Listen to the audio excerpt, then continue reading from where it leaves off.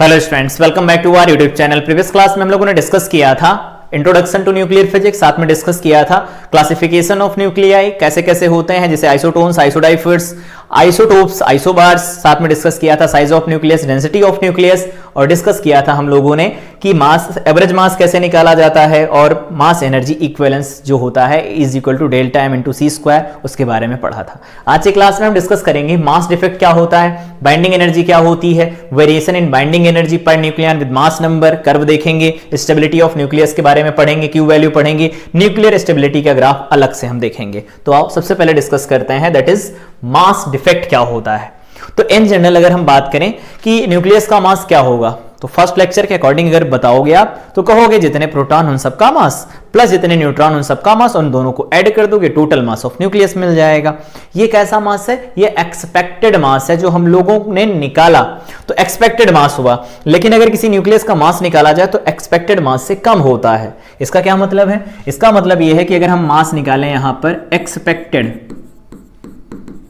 Expected मास, तो आप बोलेंगे एक्सपेक्टेड मास होगा कितना, तो कहेंगे कि टोटल नंबर ऑफ प्रोटॉन और एक प्रोटॉन का मास, तो Z इंटू एम पी आ जाएगा, और नंबर ऑफ न्यूट्रॉन तो A माइनस जेड होते हैं, इनटू में क्या आ जाएगा, MN आ जाएगा। ये तो हो गया एक्सपेक्टेड मास। लेकिन ऑब्जर्व मास जो होता है, ऑब्जर्व्ड मास जो होता है वो लिखा जाता है M, यहां पर कैपिटल N। ये कैपिटल N क्या है? मास ऑफ न्यूक्लियस या ऑब्जर्व मास ऑफ न्यूक्लियस होता है। ठीक है, अब ये दोनों बराबर होने चाहिए क्योंकि दोनों मास न्यूक्लियस के हैं, पर ये दोनों बराबर नहीं होते। देखो लिखा है, it has been observe that there is a difference between expected mass and actual mass. ठीक है, एक्सपेक्टेड मास और एक्चुअल मास जो होता है, ये एक्चुअल मास है, ऑब्जर्व मास या बोल सकते हो, या फिर बोल सकते हैं आप एक्चुअल मास। इन दोनों का वैल्यू सेम नहीं होती, इन्हीं के बीच में जो डिफरेंस होता है मास का, उसी को बोला जाता है मास डिफेक्ट। अब हम कैसे लिखेंगे मास डिफेक्ट? तो यहां से लिखेंगे आप मास डिफेक्ट। तो मास डिफेक्ट जो लिखा जाता है वो डेल्टा एम होता है, और delta M is equal to में क्या लिखेंगे आप, तो कहेंगे एक्सपेक्टेड मास जो आपने निकाला, और minus actual mass.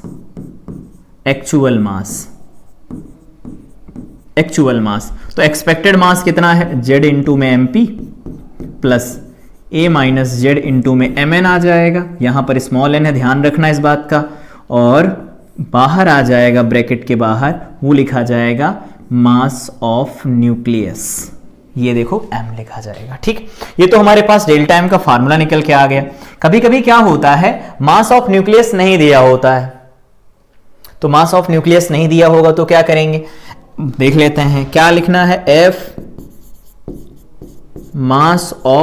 Actual mass of nucleus, F actual mass of nucleus is not given. अगर नहीं दिया गया होगा तो कैसे निकालेंगे मास न्यूक्लियस का?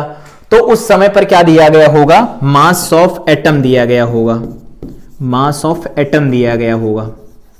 अब हमें यह बताइए कि मास ऑफ एटम अगर दिया गया है तो मास ऑफ एटम में न्यूट्रॉन, प्रोटॉन और इलेक्ट्रॉन का भी मास होगा। बिल्कुल सही। तो उसमें से अगर हम नंबर ऑफ इलेक्ट्रॉन का मास हटा दें तो क्या हमारे पास मास ऑफ न्यूक्लियस आ जाएगा? तो बिल्कुल आ जाएगा। तो उस केस में क्या होगा, मास ऑफ जो न्यूक्लियस लिखा जाएगा वो मास ऑफ एटम लिखा जाएगा, माइनस जितने भी इलेक्ट्रॉन होंगे उन सबका मास उसमें से हटाना होगा, और कितने होते हैं वो Z के बराबर होंगे, क्योंकि number of electron number of proton के बराबर, नंबर ऑफ प्रोटॉन Z होते हैं, इसका मतलब इलेक्ट्रॉन भी Z होंगे। तो यहां से जो मास ऑफ न्यूक्लियस होता है, mass of atom minus Z times mass of ME लिखा जाता है। तो यहां से आप लिख देंगे Z इंटू में MP प्लस यहां से आप लिख देंगे A माइनस जेड इंटू में MN, और बाहर लिखेंगे आप माइनस लगा करके, यहां पर लिख देंगे आप mass of atom minus Z into mass of proton, और इस तरह से आप फार्मूला लिख सकते हैं मास डिफेक्ट का। तो ये हमारे पास फार्मूला निकल के आता है मास डिफेक्ट का। उम्मीद करते हैं इस फार्मूले में आपको कोई दिक्कत नहीं होगी, बहुत इजी है, समझ सकते हैं आप। ठीक है, इसके ऊपर भी क्वेश्चन करेंगे तो आपको बहुत अच्छे से क्लियर हो जाएगा। लेकिन एक बात देखिए, यहां पर जो हम लोगों ने मास ऑब्जर्व किया वो मास ज्यादा है और एक्चुअली मास कम है, तो मास में जो लॉस हुआ तो इसका मतलब है कोई एनर्जी है न्यूक्लियॉन्स के पास, और अगर वो एनर्जी होगी तो वही न्यूक्लियॉन्स को बांधे रखेगी। तो जो एनर्जी यहां पर एग्जिस्ट करती है, जो न्यूक्लियॉन्स को आपस में बांधे रखती है, उसी एनर्जी को बोला जाता है बाइंडिंग एनर्जी। तो बाइंडिंग एनर्जी क्या होती है? Binding energy used to disassemble the nucleus appears as extra mass on the separated nucleons। अलग अलग जो न्यूक्लियॉन्स होते हैं, मतलब न्यूट्रॉन और प्रोटॉन का जो अलग अलग मास होता है और जो एक्चुअल मास होता है उसमें अलग अलग होती है वैल्यू, मतलब दोनों अलग अलग, तो उनका जो डिफरेंस होता है वो भी अलग होता है, जिसको मास डिफेक्ट बोला जाता है। तो उस मास डिफेक्ट की वजह से न्यूक्लियस में कुछ एनर्जी एग्जिस्ट करती है जिसको बोला जाता है बाइंडिंग एनर्जी। तो बाइंडिंग एनर्जी क्या होती है? वो एनर्जी जो न्यूक्लियॉन्स को आपस में बांधे रखती है। सिंपल लैंग्वेज में समझिए, ज्यादा कॉम्प्लिकेटेड करने की जरूरत नहीं है। बाइंडिंग एनर्जी वो एनर्जी होती है जो न्यूक्लियस मतलब न्यूट्रॉन और प्रोटॉन को आपस में बांधे रखती है। दूसरे वर्ड में बोलें, वो एनर्जी जो किसी न्यूक्लियस को सप्लाई कर दी जाए तो उसके न्यूक्लियस जो होते हैं वो दूर दूर हो जाते हैं, मतलब बहुत दूर दूर हो जाते हैं, उनके बीच में कोई इंटरैक्शन नहीं रह जाता। तो न्यूक्लियस को अगर डिसेंबल करना है, तोड़ना है, उसे अलग अलग सेपरेट कर देना न्यूक्लियॉन्स को, तो जितनी एनर्जी देनी पड़ती है या जिस एनर्जी से न्यूक्लियॉन्स आपस में बंधे होते हैं उस एनर्जी को बोला जाता है बाइंडिंग एनर्जी ऑफ न्यूक्लियस। ठीक, अब निकालेंगे कैसे? तो कहेंगे मास डिफेक्ट तो निकाल लिया, तो एनर्जी निकालने में क्या जाता है, फटाफट निकाल लो। कैसे निकालेंगे आप? सबसे पहले कहेंगे कि मास डिफेक्ट जो भी हमने निकाला, मास डिफेक्ट वो कितना निकल के आया, तो कहेंगे मास डिफेक्ट डेल्टा एम निकल के आया हमारे पास जेड इंटू में एम पी प्लस ए माइनस जेड इंटू में आ जाएगा एम स्मॉल एन और माइनस यहां पर आ जाएगा एम कैपिटल एन। ये हमारे पास फार्मूला निकल के आएगा मास डिफेक्ट का। अगर एम एन नहीं दिया गया होगा तो आप मास ऑफ एटम में से मास ऑफ इलेक्ट्रॉन जो होगा पूरा वो निकाल देंगे तो मास ऑफ न्यूक्लियस मिल जाएगा। अब यहां से अगर हम बाइंडिंग एनर्जी की बात करें, बाइंडिंग एनर्जी तो कहेंगे मास डिफेक्ट है तो बाइंडिंग एनर्जी यहां से E इज इक्वल टू लिखेंगे आप, या फिर इसको ऐसे लिखा जाएगा बाइंडिंग एनर्जी EB लिखिए, अच्छा लगेगा। EB इज इक्वल टू क्या लिख सकते हैं, तो आप कहेंगे मास डिफेक्ट इनटू में C स्क्वायर, ये हो जाएगी बाइंडिंग एनर्जी। तो यहां से अगर आप लिखेंगे तो मास डिफेक्ट हो जाएगा Z इंटू में MP plus A minus Z into में हो जाएगा M स्मॉल में N न्यूट्रॉन का mass minus small m capital N, ये एक्चुअल मास हो जाएगा। ठीक है, और इनटू में यहां पर क्या लिखा जाएगा C स्क्वायर, ये वाली वैल्यू हो जाएगी EB की, मतलब बाइंडिंग एनर्जी की वैल्यू हो जाएगी। तो बाइंडिंग एनर्जी निकालनी हो तो आप इस तरह से बाइंडिंग एनर्जी निकाल सकते हैं। ठीक है, ये किस में आएगा, तो ये जूल में ही आएगा क्योंकि हम इसको जूल में ही निकालेंगे। लेकिन अगर हमें AMU में मास दिया गया होगा तो हम 931 से मल्टीप्लाई करा लेंगे और वैल्यू मिल जाएगी हमें मिलियन इलेक्ट्रॉन वोल्ट में। तो मान लीजिए हमारे पास एक क्वेश्चन है, कह रहे हैं कि 2He4 दिया गया है, सिंपल क्वेश्चन है, कॉम्प्लिकेटेड नहीं है। 2He4 दिया गया है न्यूक्लियस है, whose mass is 6.6447 into 10 to the power -27 kg। For this nucleus find mass defect, binding energy, सब कुछ दे रखा है। तो चलो देखो, यहां पर दिया गया है 6.644 इंटू 10 टू द पावर -27 दिया है। ठीक है, kg में है ये। अगर हम बात करें इसको आप AMU में बदलिए तो कहेंगे आप AMU में बदलना बहुत आसान है, कैसे बदल सकते हैं? यहां पर ये वैल्यू kg में है, ये क्या है, मास ऑफ He। ठीक है, He का मास है और बाकी सारे मास दिए गए हैं, तो हमें निकालना पड़ता है मास डिफेक्ट। तो मास डिफेक्ट क्या होता है, delta M is equal to Z into में MP plus A minus Z into में M स्मॉल n, और बाहर क्या होगा M इंटू में कैपिटल N, और यहां पर आपसे लिखाया जाएगा इंटू में यहां पर हो जाएगा C स्क्वायर। ठीक है, और अगर ये AMU में होगा तो आपसे यहां पर कहा जाएगा कि 931 से आप मल्टीप्लाई करा दीजिए, मिलियन इलेक्ट्रॉन वोल्ट में आएगा अगर ये मास डिफेक्ट किस में दिया जाए, AMU में। तो चलिए, सबसे पहले मास डिफेक्ट इन्होंने पूछा है तो ये वाली वैल्यू पूछी है, तो इधर निकाल लेते हैं, बाद में डायरेक्ट मल्टीप्लाई करा लेंगे। Delta M is equal to में जेड कितना, तो जेड बोलेंगे आप 2 है, और प्रोटॉन का मास कितना दिया गया है, तो mass of electron, mass of proton दिया गया है 1.007276। ठीक है, और माइनस ए माइनस जेड कितना होगा, तो 4 माइनस 2 2 आ जाएगा। मास ऑफ न्यूट्रॉन कितना है, तो आप बोलेंगे मास ऑफ न्यूट्रॉन दिया गया 1.008665। तो ठीक है, मास ऑफ न्यूट्रॉन हो गया। और एम, हाँ तो इनको जोड़ दिया तो ये हो गया मास ऑफ प्रोटॉन, ये मास ऑफ न्यूट्रॉन हो गया। और उसके बाद में हमें इसका मास माइनस करना है तो माइनस करवाएंगे। कितना है इसका मास, तो आप कहेंगे 6.64, ये सब एमयू में दिए गए थे, 47 इंटू 10 टू द पावर कितना बन जाएगा, -27। और अगर एमयू में बदलना है तो आप 1.66 से डिवाइड कर दीजिए, माइनस का 27 बन जाएगा। ये यहां पर ये एमयू में आ गया। अब यहां से आप डेल्टा एम निकाल लीजिए, कितना आएगा डेल्टा एम, तो हम निकालते हैं, ये बन जाएगा 6.647 डिवाइडेड बाय में 1.66। ये वैल्यू अगर देखेंगे आप, ये जो इतनी सी है, ये वैल्यू आ जाएगी आपके पास 4.004216, हाँ इतनी एमयू बनेगी। अब सॉल्व करना शुरू करो, तो 2 मल्टीप्लाई बाई 1.007276, ठीक है, ये आ जाएगा आपके पास 2.0145552। इधर वाले को देखेंगे आप तो कहेंगे 2 इंटू 1.008665, तो ये आ जाएगा 2.01733। अब जोड़ दीजिए आप इनको, इसमें इसको जोड़ दीजिए 2.014552, और जो आया इसमें से इसको माइनस कर दीजिए तो 4.004216 को माइनस करेंगे आप तो डेल्टा एम की वैल्यू यहां से आएगी 0.027666 AMU आ जाएगी। ठीक है, इन्होंने कितना दे रखा 0.503, चेक कर लीजिए 6.6447, ठीक है,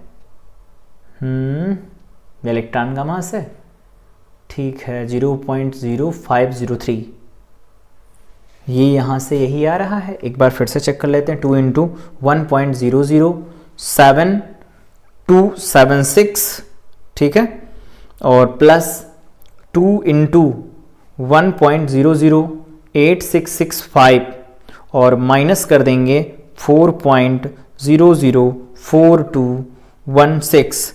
यहां से ये वैल्यू निकल के आएगी, सेम यही वैल्यू आ रही है जो यहां पर लिखी गई है। इसको एक बार ऐसा करके देख लेते हैं, पहले इसको हम ऐसे ही रख करके देखते हैं। 2 इंटू में मास ऑफ प्रोटॉन कितना 1.67 और ये बन जाएगा -27, प्लस 2 इंटू में 1.67 और ये बन जाएगा 49 -27, ठीक है, और ये बन जाएगा -4 क्यों 6.6447 इंटू 10 टू द पावर -27। यहां से आप डेल्टा एम निकालेंगे, कितना निकल के आएगा, तो यहां से हम देख लेते हैं। सबसे पहले 2 को मल्टीप्लाई कराएंगे 1.6726 से, ठीक है, और उसके बाद में हम इसमें ऐड करेंगे 2 इंटू में 1.6749, ठीक है, और उसके बाद में ये पूरा लिख दिया, ये वैल्यू आएगी 6.695 और इसमें से माइनस करेंगे 6.644, ये वैल्यू आपको मिलेगी 0.051 और इंटू 10 टू द पावर कितना मिल जाएगा यहाँ पर -27 kg आएगा। ठीक है, इसको सही कर लेना, यहाँ पर 27 kg आएगा, ठीक, kg। तो अगर 27 kg निकल के आएगा तो अब एनर्जी लिखना है, तो डेल्टा एम इंटू में c² होता है ई की वैल्यू, तो डेल्टा एम आ गया 0.051 into 10 to the power -27 into c², तो बन जाएगा 9 into 10 to the power minus क्यों +16। यहाँ पर क्या होगा 1.6 into 10 to the power -19 into में 10 टू द पावर 6 बन जाएगा। इसको आप सॉल्व करेंगे तो वैल्यू मिल जाएगी 28.3 मिलियन इलेक्ट्रॉन वोल्ट, ये एनर्जी आपके पास आ जाएगी। ठीक, सॉल्व कर लेंगे जो भी दिया गया उसी के बिहाफ पर। आगे है binding energy per nucleon and stability of nucleus. ये किस लिए डिफाइन करते हैं, बेसिकली ये डिफाइन इसलिए किया जाता है कि बाइंडिंग एनर्जी पर न्यूक्लियन जो होती है वो डिसाइड करती है कि स्टेबिलिटी ऑफ न्यूक्लियस है कितना। तो हम सबसे पहले बाइंडिंग एनर्जी देखा, तो बाइंडिंग एनर्जी में वो एनर्जी जो न्यूक्लियंस को आपस में बांधे रखती है, या न्यूक्लियंस को सप्लाई कर दी जाए तो वहां से न्यूक्लियस डिसेंबल हो जाता है और उनके बीच के जो न्यूक्लियंस होते हैं वो दूर दूर हो जाते हैं। तो बाइंडिंग एनर्जी हम लोगों ने अभी लिखा, बाइंडिंग एनर्जी क्या लिखी जाती है, तो बाइंडिंग एनर्जी लिखी जाती है डेल्टा एम इंटू में सी स्क्वायर, जहां पर डेल्टा एम क्या होता है, मास डिफेक्ट होता है, मास डिफेक्ट इन न्यूक्लियस में मास डिफेक्ट होता है, वो डेल्टा एम लिखा जाता है। तो अगर हम बाइंडिंग एनर्जी लिखते हैं तो ई भी लिख दीजिए, पर न्यूक्लियन लिखा जाता है तो याद होगा नंबर ऑफ न्यूक्लियन क्या होते हैं, नंबर ऑफ न्यूक्लियंस वो क्या होते हैं, ए के बराबर, क्योंकि ए में ही एन और पी दोनों होते हैं। तो यहां से अगर लिखेंगे आप बाइंडिंग एनर्जी तो कहेंगे ई बी होगा, पर न्यूक्लियन कहेंगे तो ए हो जाएगा, ये हो जाएगी binding energy per nucleon, binding energy per nucleon, ये बाइंडिंग एनर्जी पर न्यूक्लियन होगी। अब जैसी भी बाइंडिंग एनर्जी होगी उसी की यूनिट आएगी यहां पर। अगर आपने इसको लिख रखा है मिलियन इलेक्ट्रॉन वोल्ट में तो यहां पर भी यूनिट मिलियन इलेक्ट्रॉन वोल्ट निकल के आ जाएगी, उसमें कोई नया इशू नहीं है। ठीक, एक खास बात यह होती है जो आपको यहां पर याद रखना बाइंडिंग एनर्जी पर न्यूक्लियन में, कि न्यूक्लियस या नोट डाल के ऐसे लिख देते हैं, नोट न्यूक्लियस विच, या ऐसे पूरा प्लूरल लिख दो सबका एक साथ, nuclei which have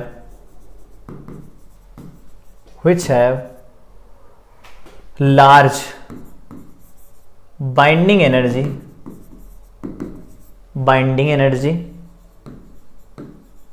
per nucleon, nuclei which have large binding energy per nucleon are more stable, जिनकी बाइंडिंग एनर्जी पर न्यूक्लियन जितनी ज्यादा होती वो ज्यादा स्टेबल होते हैं। तो यहां पर इस लिख सकते हैं stability of nucleus directly proportional होती है binding energy per nucleon, binding energy per nucleon की डायरेक्टली प्रोपोर्शनल होती है स्टेबिलिटी ऑफ न्यूक्लियस। मतलब जिस न्यूक्लियस की बाइंडिंग एनर्जी पर न्यूक्लियन जितनी ज्यादा होगी वो उतना ज्यादा स्टेबल होगा, जिस न्यूक्लियस की बाइंडिंग एनर्जी पर न्यूक्लियन जितनी कम होगी वो उतना कम स्टेबल होगा। ठीक है, अब इसको डिफाइन कर दिया, ठीक है, इधर बाइंडिंग एनर्जी को प्रॉपर वे में डिफाइन कर लिया, इधर ये भी ठीक है, क्वेश्चन भी लगा लिया। लेकिन बात आती है कि बाइंडिंग एनर्जी पर न्यूक्लियन को हम पढ़ते क्यों हैं, तो उसके लिए यहां पर एक ग्राफ बनाया गया है जो पूरी न्यूक्लियर फिजिक्स को बहुत बेसिक तरीके से समझाता है। क्या क्या है, y एक्सिस पर हम लोगों ने प्लॉट किया है बाइंडिंग एनर्जी पर न्यूक्लियन, ठीक है, और x एक्सिस के ऊपर हम लोगों ने प्लॉट किया है न्यूक्लियन नंबर या मास नंबर या एटॉमिक वेट, आप जो भी बोलना चाहें बोल सकते हैं। ठीक है, ये ग्राफ देखो चलता कैसे है।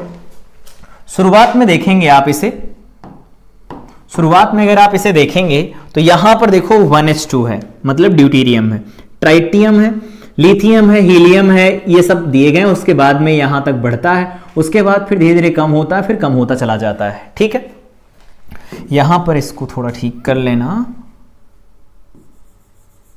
यहां पर लिखा गया है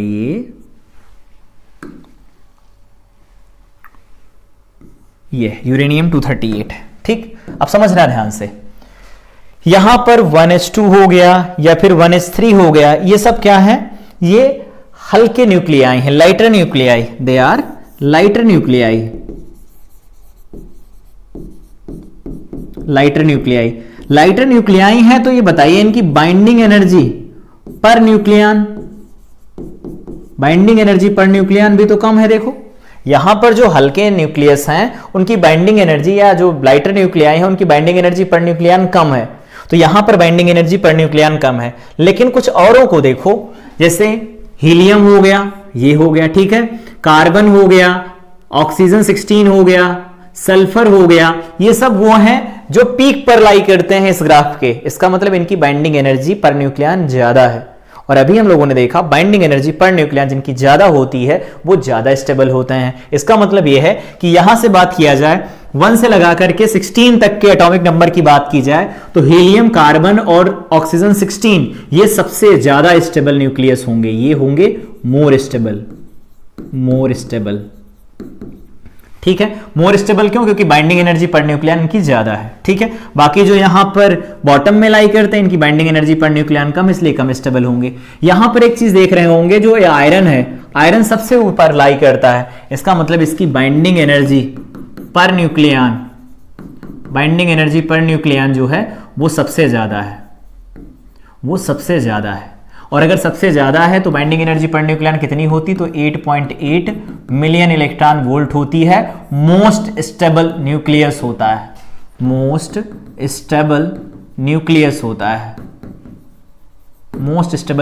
होता है आयरन का। ठीक है, उसके बाद यहां से फिर जैसे जैसे आप बढ़ते जाएंगे, जैसे जैसे एटॉमिक नंबर की वैल्यू बढ़ेगी, या कह सकते हो एटॉमिक मास जो बढ़ेगा या न्यूक्लियर मास जो बढ़ेगा, वो जैसे जैसे बढ़ता जाएगा बाइंडिंग एनर्जी पर न्यूक्लियन फिर धीरे धीरे कम होती जाएगी। अब इसके कॉन्सिक्वेंस क्या होते हैं सुनना ध्यान से। यहां न्यूक्लियस हल्के हैं, ठीक है, वहां न्यूक्लियस हैवी हैं। वो हैवी न्यूक्लियस हैं जिनकी बाइंडिंग एनर्जी पर न्यूक्लियन कम है, यहां पर लाइटर न्यूक्लियाई है जिनकी बाइंडिंग एनर्जी पर न्यूक्लियन कम है। तो ये न्यूक्लियाई स्टेबल होने के लिए चाहेंगे कि इनकी बाइंडिंग एनर्जी पर न्यूक्लियन बढ़ जाए। तो यहां पर जो लाइटर न्यूक्लियाई होते हैं, लाइटर न्यूक्लियाई जो लाई करते हैं, वो उनकी बाइंडिंग एनर्जी पर न्यूक्लियन कम होती है, तो ये क्या करते हैं, हैवी न्यूक्लियाई में कन्वर्ट होने की कोशिश करते हैं। लाइटर न्यूक्लियाई से हैवी न्यूक्लियाई में कन्वर्ट करते हैं to increase binding energy per nucleon. Binding energy per nucleon को इंक्रीज करने के लिए हैवी न्यूक्लियस में जाते हैं। तो इसका मतलब ये आपस में फ्यूज होते हैं। तो अगर आपस में फ्यूज होते हैं तभी भारी न्यूक्लियस बनाते हैं। तो ये जो 1H2 है ये भारी न्यूक्लियस तब बनाता है जब इसकी बाइंडिंग एनर्जी पर न्यूक्लियन बढ़ रही हो। तो देखो यहां की बाइंडिंग एनर्जी पर न्यूक्लियन कम, यहां की बाइंडिंग एनर्जी पर न्यूक्लियन ज्यादा होती, 7.001 मिलियन इलेक्ट्रॉन वोल्ट के करीब होती है, मतलब 7 से ज्यादा होती है। तो ये वाला ज्यादा स्टेबल, ये वाला कम स्टेबल है। इसीलिए आपने सुना होगा, जिसको हम आगे पढ़ेंगे भी, न्यूक्लियर फ्यूजन इसीलिए होता है। और सन में जो सोर्स ऑफ एनर्जी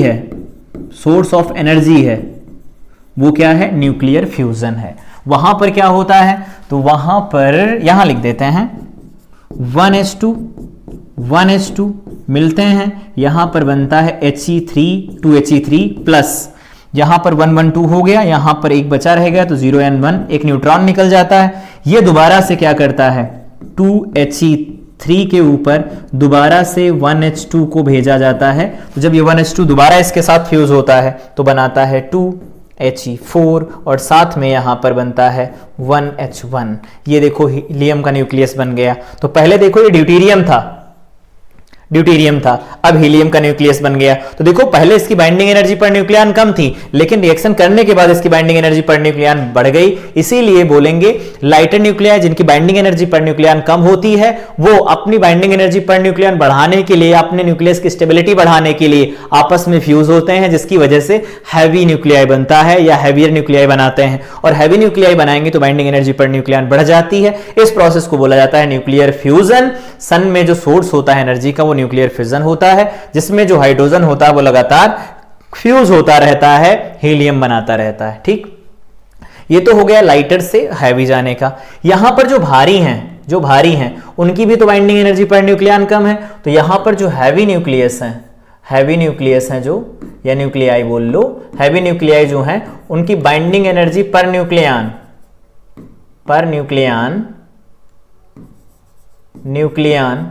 वो क्या है, वो कम है। बाइंडिंग एनर्जी पर न्यूक्लियन कम है। तो अगर इनकी बाइंडिंग एनर्जी पर न्यूक्लियन कम है, इसका मतलब ये स्टेबल कम है, कम स्टेबल है। तो ये करते क्या है, अब ये इससे भारी तो हो नहीं सकते, क्योंकि अगर ये इससे भारी होंगे तो इनकी बाइंडिंग एनर्जी पर न्यूक्लियन और कम होगी। तो क्या होते हैं, they splits in lighter nuclei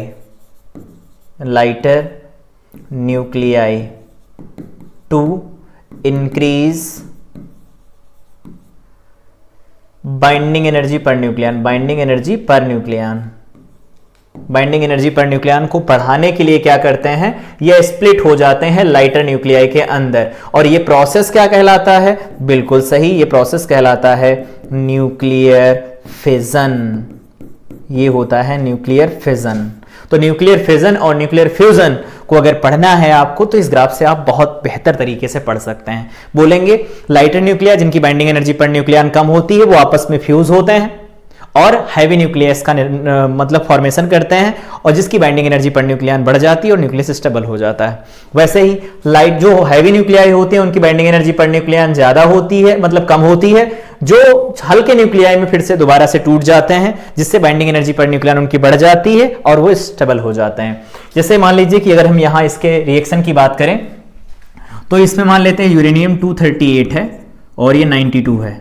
इसके ऊपर मान लीजिए एक न्यूट्रॉन का बम्बार्डमेंट आपने करवाया, ये टूटता है बेरियम और साथ में क्रिप्टॉन, ये होता है 44, ये होता है 36, ये हो 56, बेरियम 56 144 होता है, और यहां पर होता है 88, और यहां पर 3 0 और 1 निकलता है जी, 3 न्यूट्रॉन निकलते हैं। तो देखो यहां पर क्या था, देख लो 92, ये 6 6 12, ठीक है, 5 3 8, और यहां ठीक है 5 3 8 1 9, 144 हो गया, ये 8 1 9 हो गया, 8 4 12 12, और ये 48 8 8 16, ठीक है, तो यहां पर होगा 48 148, देखिए 8 8 16 हो जाएंगे, 16 और 3 हो जाएंगे 19, ठीक है। तो इस तरह से देखो यूरेनियम 238 ब्रेक हुआ, पहले बेरियम बनाया, उसके बाद क्रिप्टॉन बनाया, और अब देखो इनकी बाइंडिंग एनर्जी पर न्यूक्लियन इस रीजन में लाई करती है, वो होता है 50 से 100 के बीच में। तो 50 से 100 के बीच में या 80 तक की बात कर लो, तो इनके बीच में अगर लाई करेगी तो देखो यहां पर 100, ये कितना लिखा गया है, ये 148 है और ये 88 है, तो 88 यहां के करीब आएगा, 148 यहां, तो इस रीजन में अगर लाई कर जाएंगे तो इनकी बाइंडिंग एनर्जी पर न्यूक्लियन बढ़ जाएगी और स्टेबल हो जाएंगे। तो ये होता है न्यूक्लियस का स्प्लिट होना जिससे बाइंडिंग एनर्जी पर न्यूक्लियन बढ़े, यहां होता है न्यूक्लियस का फ्यूज होना जिससे बाइंडिंग एनर्जी पर न्यूक्लियन बढ़े, तो यहां न्यूक्लियर फ्यूजन हो गया, वो न्यूक्लियर फिजन हो गया। अब इसके बारे में आओ आगे बात करते हैं। यहां पर important variation from the graph, graph से क्या क्या वेरिएशन निकल के आया वो तो समझ लिया, यहां से और उनको हाईलाइट करके लिख भी लेते हैं। The maximum binding energy per nucleon is 8.8 and it is for iron 56। दस आयरन जो होता है वो न्यूक्लियस होता है, मोस्ट स्टेबल न्यूक्लियस होता है and the most tightly bound. इसका मतलब क्या है, इसका मतलब यह है इसके जो न्यूक्लियंस होते हैं, न्यूट्रॉन और प्रोटॉन होते हैं, वो टाइटली बाउंड होते हैं, बहुत ज्यादा बाउंड होते हैं, इनकी बाइंडिंग एनर्जी पर न्यूक्लियन ज्यादा होती है। The fact that binding energy per nucleon varies with less than 10% about 10, ए की वैल्यू 10 तक है तो 10% तक बढ़ती है। Suggest that each nucleon in the nucleus interacts only with neighbours independently of the total number of nucleons present in the nucleus. ये बोल रहे हैं कि 10 से कम अगर एटॉमिक नंबर है तो उस केस में क्या हो रहा है, देखो या ग्राफ पर वापस आओ, 10 से कम अगर नंबर है, यहां तक देखो ये 4 है, उसके बाद में 6 है, 10 से कम अगर नंबर है तो उस केस में इनकी जो बाइंडिंग एनर्जी पर न्यूक्लियन है वो बहुत कम है, और बाइंडिंग एनर्जी पर न्यूक्लियन बहुत कम है, इसका मतलब है कि जो उनके न्यूक्लियंस हैं वो एक दूसरे पर फोर्स तो लगा रहे हैं। देखो क्या लिखा है, suggest that nucleons in the nucleus interacts only with the neighbours, अपने आसपास वालों से ये अट्रैक्ट होते हैं, बाकियों के ऊपर कोई इनका ज्यादा खास इफेक्ट नहीं पड़ता, जिसकी वजह से इनकी बाइंडिंग एनर्जी पर न्यूक्लियर कम होती है, इनके न्यूक्लियंस लूजली बाउंड होते हैं। याद रहेगा। अगला point, a small degree after, ठीक है, स्मॉल डिक्रीज यहां पर लिख लेना, small decrease is equal to 56 is due to the destabilisation effect of the long range repulsive Coulombic force. कह रहे हैं कि जैसे जैसे हम 56 की तरफ बढ़ेंगे, जैसे आयरन के बाद जैसे बढ़ेंगे, यहां पर देखो जैसे ही आयरन के बाद हम बढ़ेंगे तो एक स्मॉल डिक्रीज देखने को मिलता है। स्मॉल डिक्रीज देखने को क्यों मिलता है, क्योंकि उसके न्यूक्लियस में जो नंबर ऑफ प्रोटॉन होते हैं वो बढ़ जाते हैं, नंबर ऑफ जो न्यूट्रॉन होते हैं वो कम होते हैं, जिससे लगने वाला जो कूलॉम्ब फोर्स होता है प्रोटॉन प्रोटॉन के बीच में वो बढ़ जाता है, जिससे कि न्यूक्लियस जो होता है वो डिस्टेबलाइज हो जाता है। ठीक, आगे पढ़ो। कह रहे हैं not only the Coulomb force reduces the binding energy, it also shifts the neutron proton ratio. ये न्यूट्रॉन प्रोटॉन रेशियो को भी शिफ्ट कर देता है। In the heavy nuclei towards the neutron excess, ठीक है, न्यूट्रॉन एक्सेस की तरफ शिफ्ट कर देता है by the amount that will increase with A, जिससे कि ए की वैल्यू बढ़ जाती है। ठीक, अब आगे और बात करते हैं क्यों वैल्यू क्या होती है। अब क्यों वैल्यू क्या है, पढ़ो समझो। कह रहे the energy required to balance the nuclear reaction, जो भी न्यूक्लियर रिएक्शन होंगे उनको बैलेंस करने के लिए जो एनर्जी रिक्वायर्ड होगी, that energy is Q value. ये क्वेश्चन लिखी है। अगर हम बात करें कि चलो हमें इसमें देखना है कि इधर का मास कितना आएगा, तो हम अगर बात करते हैं mass of 1H2 plus mass of 7N14, तो आप बोलेंगे कि ये क्या है, मास ऑफ रिएक्टेंट है, मास ऑफ रिएक्टेंट है। ठीक है, या आप बस सिंपली ऐसे लिखा रहने दो, केमिस्ट्री की लैंग्वेज में ज्यादा लिखने की जरूरत नहीं है। अब अगर हम बात करें, लगातार जोड़ते जाएंगे, फॉर्मेलिटीज नहीं। 1H2 लिखा है ना, और नाइट्रोजन लिखा है, तो जोड़ो 20, एक मिनट, 1H2 लिखा है, ठीक है, तो ये लिखा है 2.014102, ठीक है, प्लस करवाओ 14.003074, दोनों को ऐड किया तो आ गया 16.01716। उधर वालों की बात कर लेते हैं, तो mass of 6C12 plus mass of 2He4, तो बोलेंगे कार्बन का मास कितना है 12 पॉइंट, खूब सारे जीरो, कितने जीरो, 5 बार जीरो हो गए, 5 बार जीरो, और प्लस 4 पॉइंट या कितने भी लगा लो 02602, तो यहां से आप निकालेंगे तो आएगा 16.002602।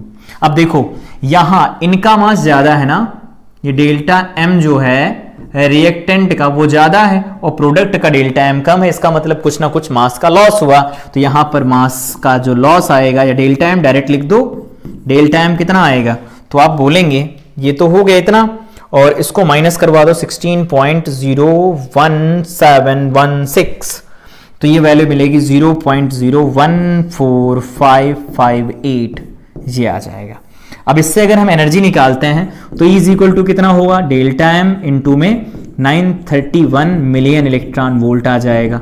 तो अब आप इसको क्या करेंगे, 931 से मल्टीप्लाई करा देंगे, तो यहां से वैल्यू जो मिलेगी आपको वो मिल जाएगी 13.553498 मिलियन इलेक्ट्रॉन वोल्ट, ये अपने पास एनर्जी आ जाएगी। तो यहां से हमारे पास एनर्जी आ गई, तो इसका मतलब यह है कि इस साइड में हम यहां पर एनर्जी जोड़ सकते हैं क्यू, और इस क्यू की वैल्यू कितनी होगी, तो इस क्यू की वैल्यू इतनी लिखी जाएगी। तो जो एनर्जी न्यूक्लियर रिएक्शन को बैलेंस करने के काम में ली जाती है वो क्यू वैल्यू होती है। अब ये वैल्यू पॉजिटिव आई है, तो यहां पर जो क्यू आया है वो कैसा है, तो ये जो क्यू आया है वो पॉजिटिव है, और क्यों पॉजिटिव, इस बात को रिप्रेजेंट करता है कि जो यहां पर रिएक्शन हो रही है, न्यूक्लियर रिएक्शन, वो कैसी है, एक्सोथर्मिक है। पढ़ा होगा आपने केमिस्ट्री में एक्सोथर्मिक रिएक्शन, एंडोथर्मिक रिएक्शन, तो जिसमें हीट रिलीज होती है उनको बोला जाता है एक्सोथर्मिक रिएक्शन, और जिसमें हीट एब्जॉर्ब होती है उनको बोला जाता है एंडोथर्मिक रिएक्शन। तो ये कैसी रिएक्शन है, एक्सोथर्मिक रिएक्शन है। आओ नेक्स्ट एग्जांपल से समझते हैं क्यों वैल्यू को, कि यहां पर हमारे पास एक एग्जांपल अगला लिया गया है 2He2, और ये ऐसा लिया गया है। तो अगर हम इनका मास लिखें तो हीलियम का मास कितना दिया गया है 4.002602, और साथ में इसमें हम ऐड करेंगे कितना ऐड करना है नाइट्रोजन का, तो नाइट्रोजन का है 14.003074, ठीक है, ये मास हो गया। ये कितना बनेगा जरा देखो, ये बनेगा 448, तो 8 पॉइंट, बाकी का कितना बनेगा जरा चेक कर लेते हैं, देखो 4.002602 प्लस 14.003074, ये आ जाएगा 18.005676 AMU। बढ़िया।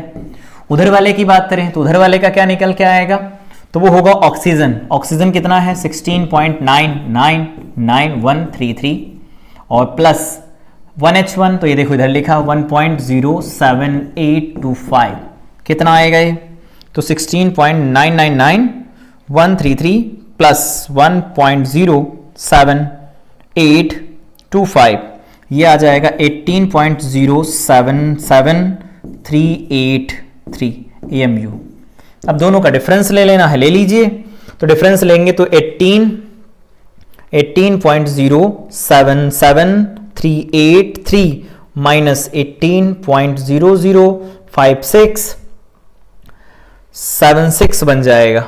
ठीक है, तो यहां से अगर आप वैल्यू निकालेंगे तो 0.071707 निकल के आ जाएगी। ठीक है, ये value I.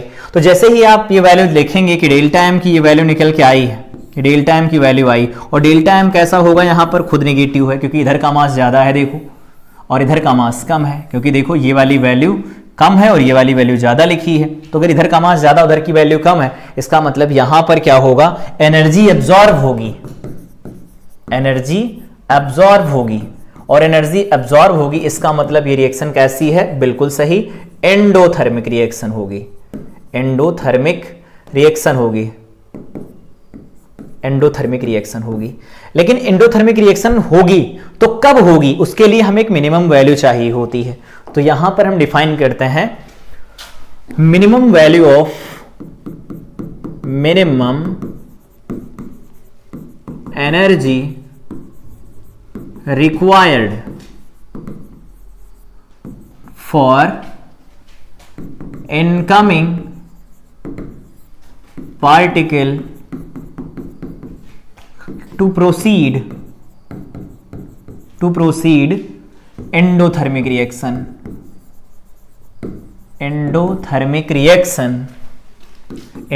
reaction is called threshold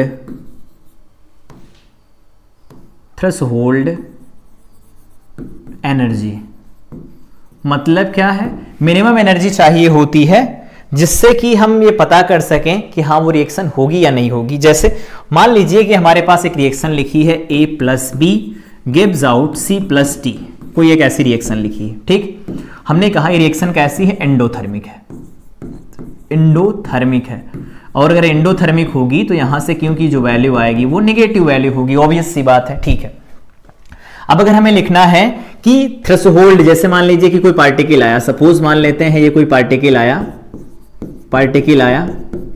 और वो पार्टिकल आया और इसके साथ में कोलैप्स करके नए प्रोडक्ट बनाना चाहता है, तो इस पार्टिकल की एक मिनिमम एनर्जी होती है, तो इसकी काइनेटिक एनर्जी जो मिनिमम लिखी जाती है, काइनेटिक एनर्जी मिनिमम, वो लिखी जाती है 1 plus small M upon capital M into में क्या लिखा जाता है, क्यू का मॉड लिखा जाता है।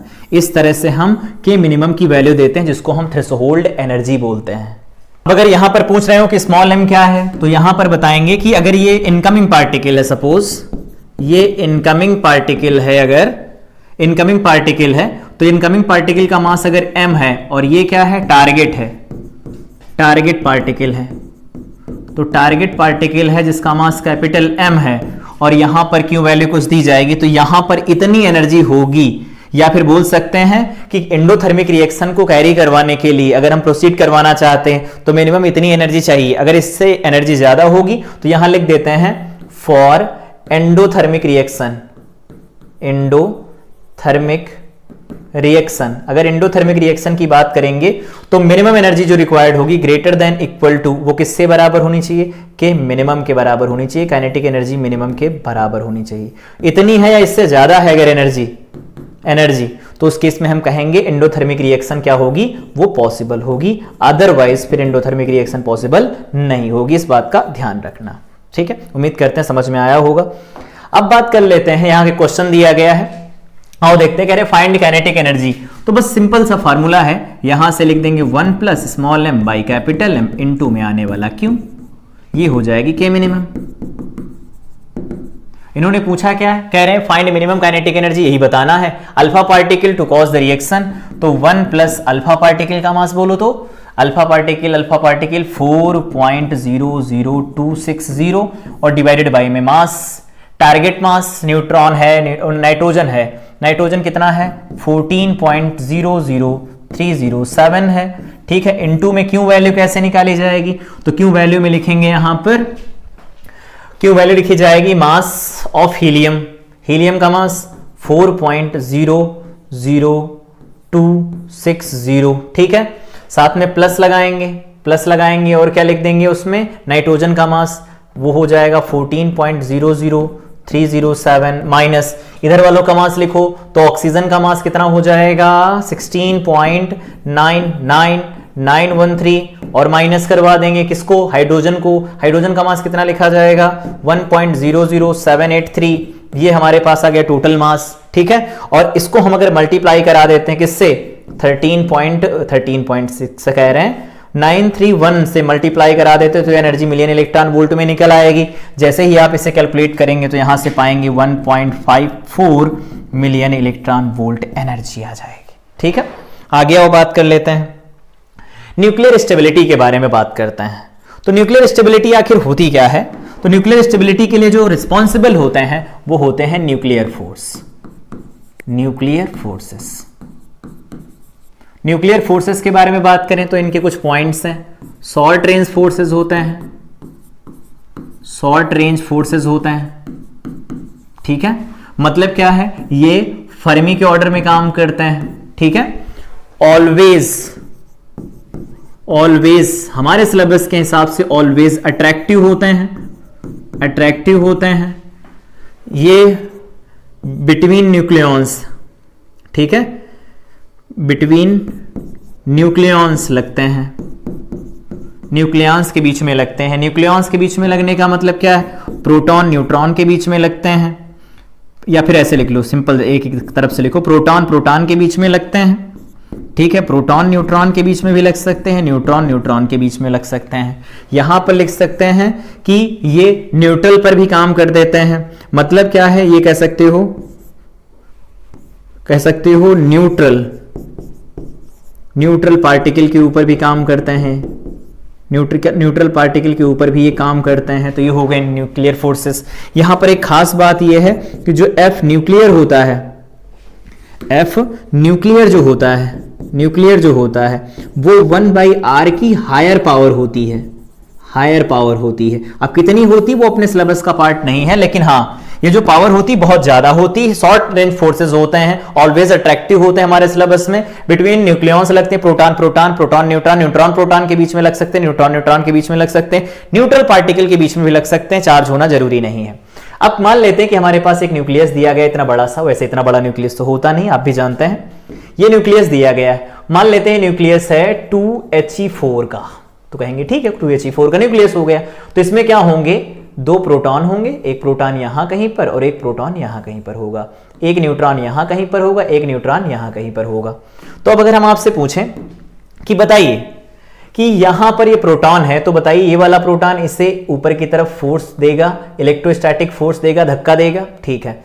लेकिन इस इलेक्ट्रोस्टैटिक फोर्स को अगर धक्का दिया गया तो इस प्रोटॉन के रिपल्सन की वजह से उस प्रोटॉन को बाहर निकल जाना चाहिए, पर बाहर नहीं निकलता। इसका मतलब कोई फोर्स है जो उसे अंदर की तरफ अट्रैक्ट करता है। तो वो फोर्स जो अंदर की तरफ अट्रैक्ट करता है वो फोर्स होता है न्यूक्लियर फोर्स।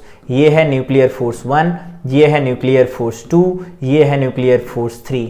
अगर ऐसा है तो हम यहां से लिख सकते हैं कि जो एफ न्यूक्लियर टोटल काम कर रहा होगा, जो इसको बैलेंस करेगा एफ को, वो लिखा जाएगा एफ न्यूक्लियर 1 का वेक्टर, एफ न्यूक्लियर 2 का वेक्टर सम और एफ न्यूक्लियर 3 का वेक्टर सम लिखा जाएगा। तो इस तरह से हम न्यूक्लियर फोर्सेस को डिफाइन करते हैं। अब ये सारे के सारे न्यूक्लियर फोर्स मिल करके इलेक्ट्रोस्टैटिक फोर्स को ओवरकम कर लेते हैं, जिससे न्यूक्लियस स्टेबल होता है, ठीक है। तो ये हो गए हमारे पास स्टेबल न्यूक्लियस के लिए न्यूक्लियर फोर्सेस रिस्पॉन्सिबल होते हैं, कुछ इस तरह से लगते हैं। अब यहां से देखना ध्यान से, इसका एक केस डिस्कस करते हैं आओ हैवी न्यूक्लियाई के लिए। फॉर